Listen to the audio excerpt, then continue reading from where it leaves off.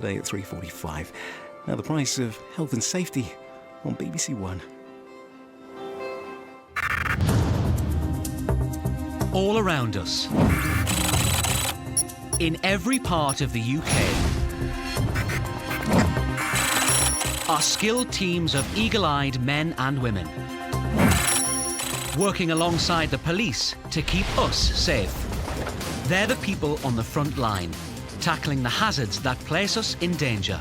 This is not something you want anyone at all to ever experience. They're cracking down on those who threaten our families. These people prey on vulnerable people. They're just the lowest of the low. They're protecting us on the streets and in our homes. With telephone calls now, I don't answer it. That's how scared I am. These men and women make up the UK's enforcement teams, our defenders. Today, our defenders crack down on a company after a fatal road crash. These men put their lives in a manager's hands, and they need to know that they're being sent out to work safely. And they get justice for a vicar tricked into paying tens of thousands of pounds to a cowboy builder. It was just the absolute betrayal. It had gone beyond making a mistake to quite deliberately shafting us, basically.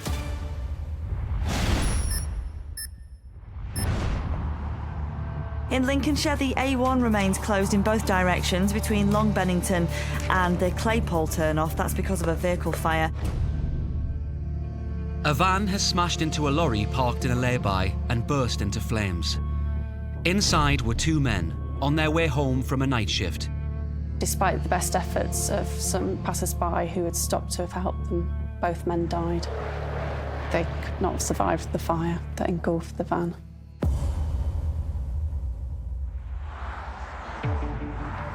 The van driver had been working long hours and may have fallen asleep at the wheel. Incidents like this are a danger to all road users. In this case, our defenders uncover a shocking series of failures by the company the two men worked for. If the systems had been followed, if the procedure had been followed, then we probably would have had two men make it home to their families that day. 48-year-old Michael Morris was a devoted family man. He was a good father, a good husband. We were together 17 years before he died. Susan Morris has only the fondest memories of her husband. He was a very funny man. We used to have barbecues, people around, holidays. We had a good life together, we really enjoyed our own company. We were enjoying going walking and swimming and doing things like that and making plans for the future. Our children were growing up, so we knew eventually we could go on holiday together by ourselves. We'd made a bucket list to all the places we wanted to visit.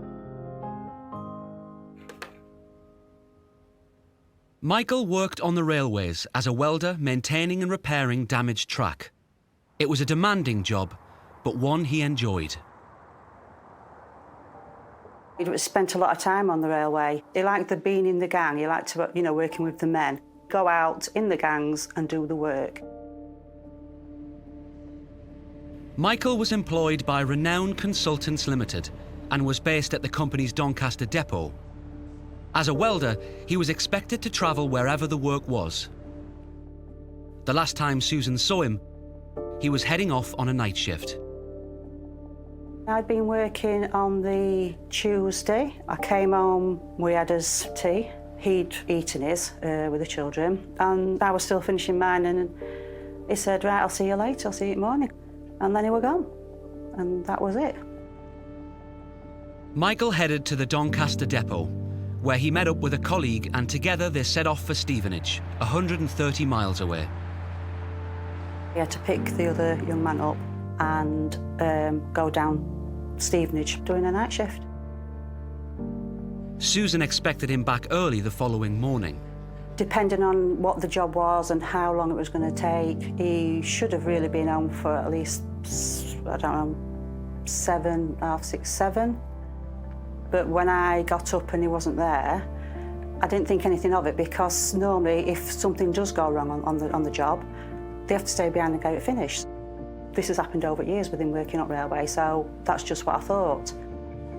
But as the morning went on, Susan began to worry. He always phones me, or I phone him, and I couldn't get in touch with him. Took the dogs for a walk, and that's when I got a message to get in touch with Adam. Adam was Michael's older son. He'd followed in his father's footsteps and also worked as a welder. He wanted to know if his dad had got back from his night shift. He says there's been an accident. He says, and we just need to, we don't know if it's my dad or if it's, somebody else. I think I knew then, because he always phones me. He always phoned me to let me know I pulled over or job's gone wrong, I'll be home in a bit, just to let me know what was happening. And I think at the back of my mind, I knew. A few minutes later, Susan's fears were confirmed. Next thing I know, Adam's phoning me to tell him it's my dad is dead.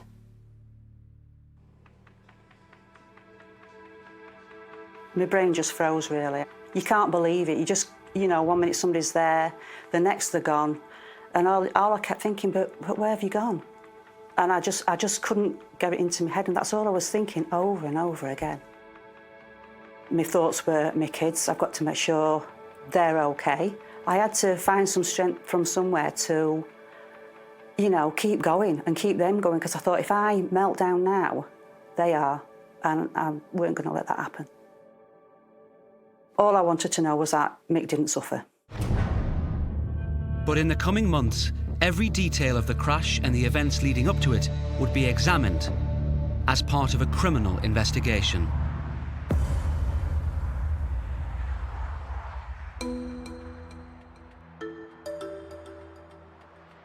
Catherine Gibb is an inspector at the Office of Rail and Road. Catherine is our defender.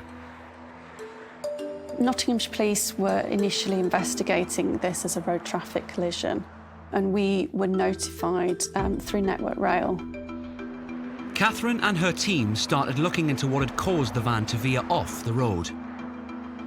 It quite quickly became apparent to us that there was an individual here who had worked excessive hours, and that potentially that had contributed to this tragic accident. Michael's colleague, Zach Payne, had been driving. He'd just completed 2 back-to-back shifts and driven hundreds of miles. We worked out that he'd been awake for around about 26 hours at the time of the crash, with possibly only an opportunity for an hour's nap. And then it would have been sitting up in a minibus. Shelley Asquith is the TUC's policy officer for health and safety in the workplace. There are laws in place to make sure that people aren't working beyond their means. The Working Time Directive means that people shouldn't be working more than 48 hours a week, for example. Back-to-back shifts should be avoided, and there are also laws to make sure that people should be well rested before they're clocking off and on for a shift, to avoid fatigue, to avoid work-related stress, and avoid anyone being put in harm's way at work. Investigators were shocked to discover Zach had worked back-to-back shifts. Even more so, given the 2 men were employed by Renowned Consultants Limited, a respected company within the industry. They are quite significant. They're one of Network Rail's preferred welding suppliers in the railway industry. Renowned's railway welders cover the entire rail network and frequently travel long distances. They can work up to usually a 12-hour shift. Because they can go anywhere around the UK, the journeys can be quite long. So, 2 to 3 hour journeys on top of a shift. Working hours are especially important for railway workers. Renown have responsibilities under the Health and Safety at Work Act to make sure that all their employees are safe and without risk to their health, safety or welfare. They should be doing risk assessments and making sure that their employees are not working excessive hours. Assessing the risks in a workplace is even more important when there's a safety critical role involved. For example, on the railways or in construction where there are significant risks to the worker. This is incredibly important for people who are working in transport especially, where they're responsible for their life and the lives of others on the road, on the rail or at sea. Investigators started to piece together events leading up to the fatal crash. Zach was driving back from a welding job in the northeast when he was asked to do another shift. Zach was told about another shift down in Langley Junction near Stevenage that evening and asked if he would be able to do that as an assistant welder. He was young, he was keen, he was eager to get the work, so he agreed to do that. Zach met up with Michael Morris, and together they drove from Doncaster to Stevenage. They went on track, they carried out the welding work, Zach assisting Michael Morris, and they finished their work at around 3 in the morning. And they set off from Langley to go back to Doncaster about 3:30 a.m. 2 hours later, with Zach behind the wheel, the van veered off the A1 and crashed into a parked lorry. And unfortunately, the van caught fire due to the welding gases, etc., that was in the van. And despite the best efforts of some passers-by who had stopped to have helped them, both men died. With just a short break, Zach had been working since 4:30 a.m. the previous day. We'll never be able to say what exactly caused that crash, but Zach's fatigue was potentially a contributor towards that crash that day. To get this job done, they were prepared to put an individual who had not had enough rest, who'd already worked that day, who'd been up at 4 a.m, driven a 230-mile round trip, to then go out and drive again. I think that's quite shocking.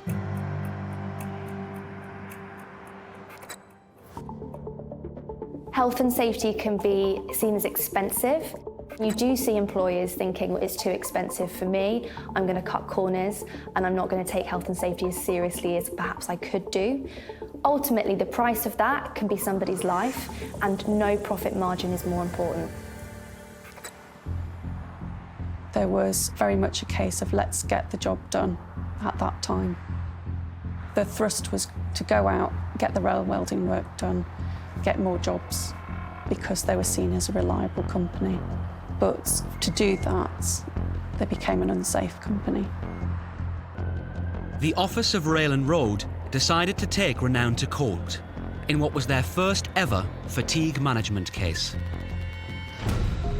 2 men lost their lives that day, and they didn't need to. They set out to go to work and they set out to come home, but they didn't make it home.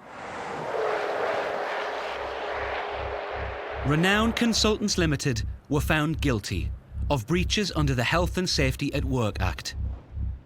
The company was ordered to pay fines and costs totalling £750,000.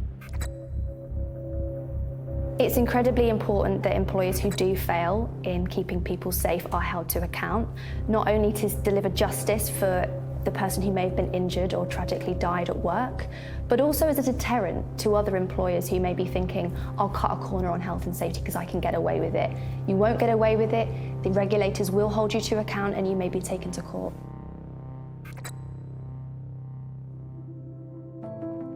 For Susan Morris, nothing will ever be the same again. But the guilty verdicts have been important, for her sake and for Michael's. These men put their lives in a manager's hands, you know, and they need to know that they're being sent out to work safely. Finding out all these failures that this company had done, we just wanted justice. We definitely wanted justice. Renown Consultants Limited has now taken steps to ensure nothing like this ever happens again. They have more robust systems in place now. They know what hours their workers are working and they can track their travel time as well. They have taken steps to improve and make significant improvements.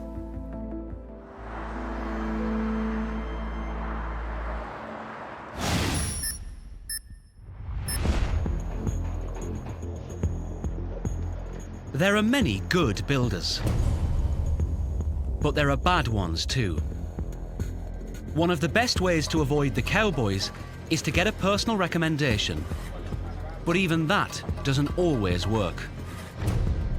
It was absolute rubbish, and we've got hundreds of pictures showing the appalling state of the work.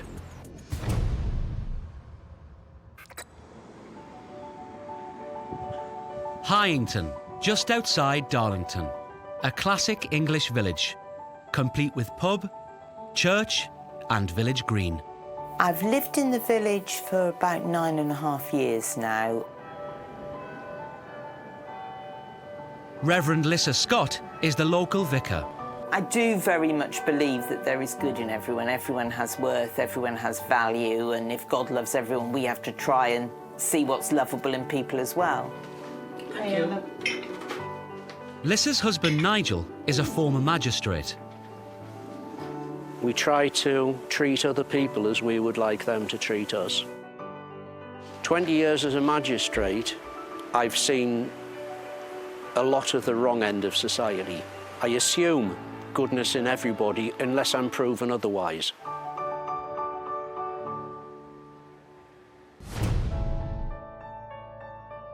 Lissa and Nigel tied the knot back in January 2015. They invited family and just a few close friends.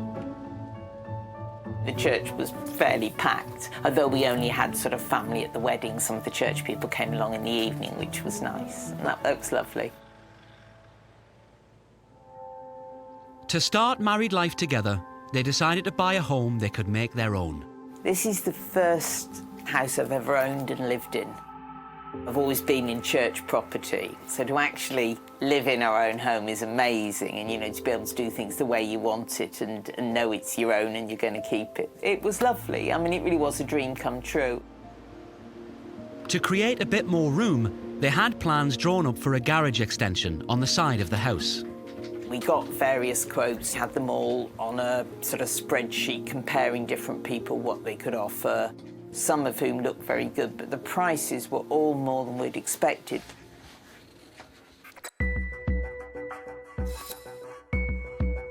Sylvia Rook is a Trading Standards Officer at Warwickshire County Council and the lead officer for fair trading at the Chartered Trading Standards Institute.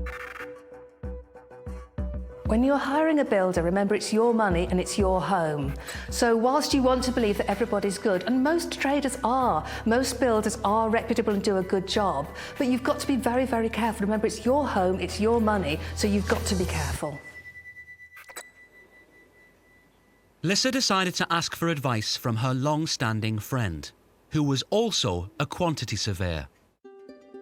He was invited to our wedding. We only had 50 people at the wedding. And we used to meet occasionally for coffee, and I met him and sort of mentioned this and told him, and he said he thought that the quotation sounded a bit high. Lissa trusted him implicitly. She'd known him for years. I'd only met him a couple of times, but nice bloke, tall, 6-foot-ish, extremely well-dressed. Lissa sent him the plans for their extension to see if he could get them a better quote. I did trust him. He was a friend. A few days later, he came back with 2 quotations, both of which were slightly more, actually, than any of the others we'd had. He said they were both good, and the one he said was particularly good. He was the most expensive of anyone, but because it was a big firm, he said, with lots of projects on the go, they'd be able to start immediately. The quote was for £43,000. It was more than Lissa and Nigel were expecting, but they thought a personal recommendation from such a long-standing friend was worth a lot. That is how we ended up with a rogue builder, purely on the recommendation of our so-called friend. Work got underway in November 2017, with Lissa and Nigel paying the builder in instalments. There were problems from day one. Every job of the building on every trade was rubbish. There wasn't one job that passed muster. It was absolute rubbish. And we've got hundreds of pictures showing the appalling state of the work. Bricks that are supposed to stay where they are with a thimble full of cement rather than putting cement between the bricks properly. In some places, no cement at all between blocks, but covered up and smeared down the front with cement, so from the front it looks like everything's okay. They'd already paid £19,000 and were due to hand over another £9,000. Before they did that, Lissa asked her quantity surveyor friend to come and look at the quality of the work. I said, I'm really worried about this. And he looked around and said, look, you're fine. He told Lissa and Nigel to pay the £9,000, but hold money back at the end to put right anything they weren't happy with. I repeated this to Nigel, and we paid out another £9,000. After that, the attitude of her friend, the quantity surveyor, seemed to change. I got this email out the blue saying that it was getting contentious. He hoped that it wasn't going to get any worse, but he couldn't afford to go on giving us the amount of time he was giving us for nothing. So he was going to have to charge us £75 an hour or £95 an hour if it did get contentious.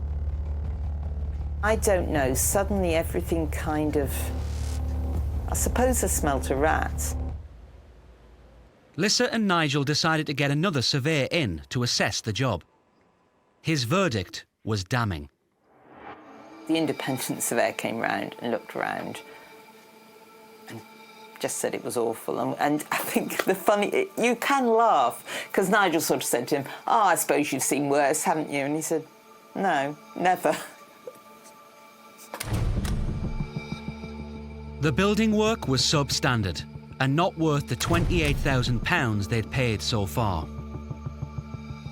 At that stage, we stopped the building and said we were going to take it to adjudication. Adjudication is a quick way of resolving disputes without going to court. Part of the adjudication process is you get sent a package of materials, and in amidst all the evidence about the building work, there was a series of emails and texts. Reading those emails and texts, Lissa and Nigel made a shocking discovery. Their friend, the quantity surveyor, had been paid a fee of £1,000 by the builder and was demanding a further payment of £1,500. All these texts were dated, and we could tell from the dates that the period when he had been telling us we should pay this extra £9,000 and we paid it was during the time he was still chasing the remaining £1,500. Lissa's trust in her long-standing friend had been shattered. It was very clear, not just that he'd taken commission, but that he'd encouraged us to pay out £9,000 for something in order to get himself £1,500. You want to be able to trust anybody that you work with, and particularly if you've got somebody who's in a position of responsibility, such as a surveyor, an accountant, or anything like that. You need to be able to trust that what they're doing is in your best interests. It's worse when you're dealing with friends, with people that you think you know, and you find out that you don't actually know them at all.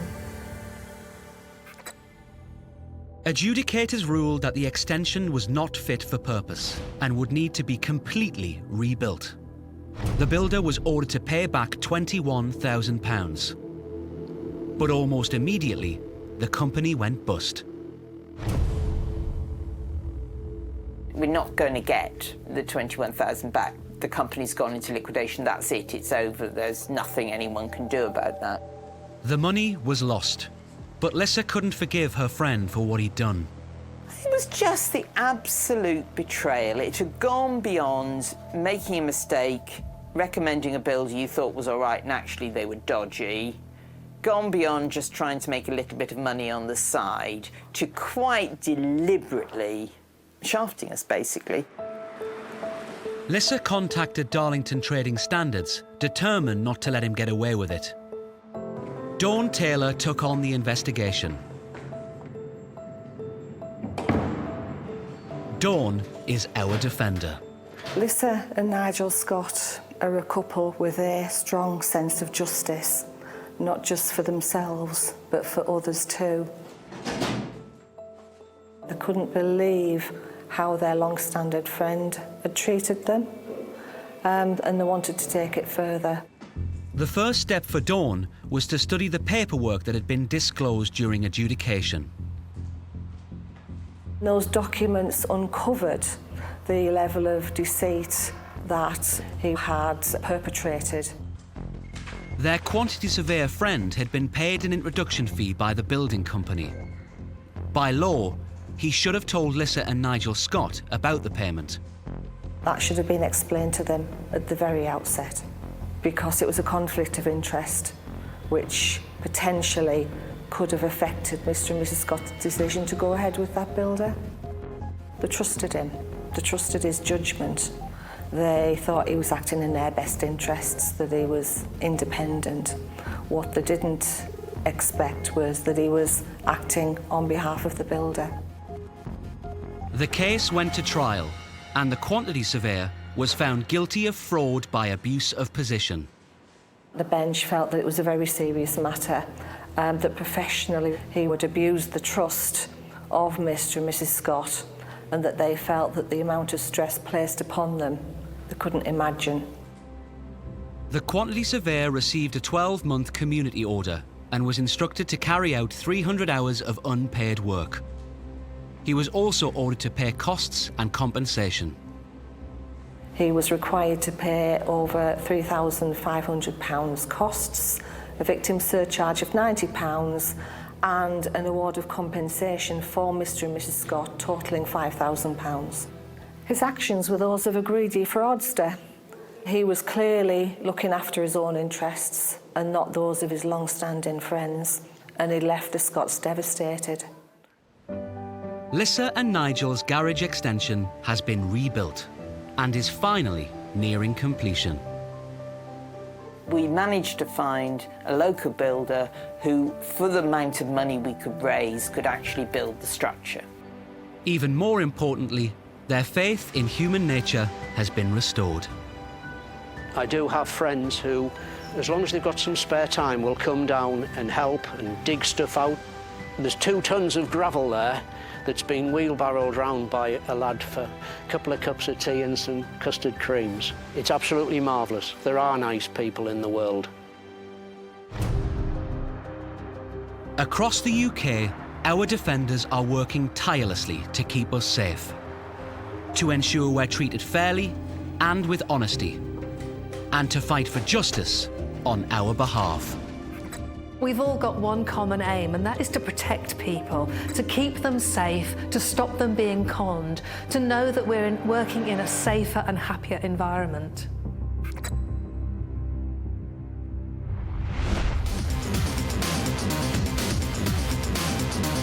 See you in court. The high-end divorce lawyers are back for a new series of dramas. Watch The Split on BBC iPlayer. Tonight, love is all around. In the Den, we heart the dragons. But will they feel the same about the latest batch of hopefuls at 8?